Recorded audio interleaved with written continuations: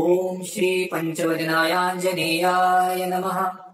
ॐ अस्य श्री पञ्चमुख हनुमन्मन्त्रस्य ब्रह्मा ऋषिः गायत्री छन्दः पञ्चमुख विराट हनुमान् देवता ह्रीं बीजं श्री शक्तिः क्रौकिलकं क्रूकवचं क्रयस्त्राय फट् इति दिग्बन्धः।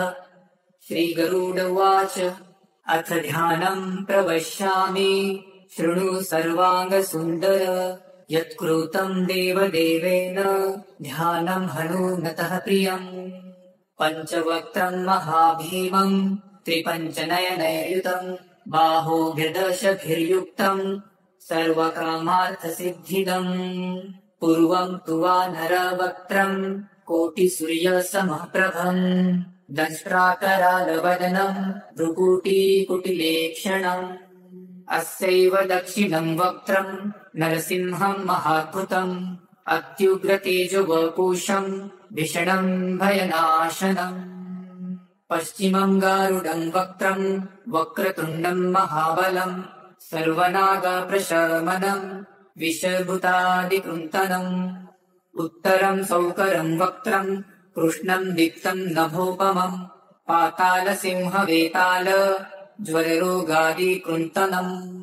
ऊर्ध्वहयाननं घोरं दानवान्तकरं परं येन वक्त्रेण विप्रेन्द तारकाख्यं महासुरम्। जघान शरणं तत्स्यात् सर्वशत्रुहरं परं ध्यात्वा पञ्चमुखं रुद्रं हनुमन्तं दयानिधिं। खड्गं त्रिशूलखड्वाङ्गं पाशमङ्कुशपर्वतं मुष्टिकौमदिकी वृक्षं धारयन्त्यं कमण्डलुम्। धिन्दीपालं ध्यानमृदा दशभिर्मुनिपुङ्गवम् एतान्यायुधजालानि धारयन्त भजाम्यहम्। प्रेतासनोपविष्टं तं सर्वाभरणभूषितं दिव्यमाल्याम्बरधरं दिव्यगन्धानुलेपनं सर्वाश्चर्यमयं देवं हनुमद्विशतोमुखं पञ्चास्यमच्युतमनेकविचित्रवर्णवक्त्रं शशाङ्कशिखरं कपिराजवर्यं पीताम्बरादिमुकुटैरुपशोभिताङ्गं पिङ्गाक्षमाद्यमनिशं मनसा स्मरामि।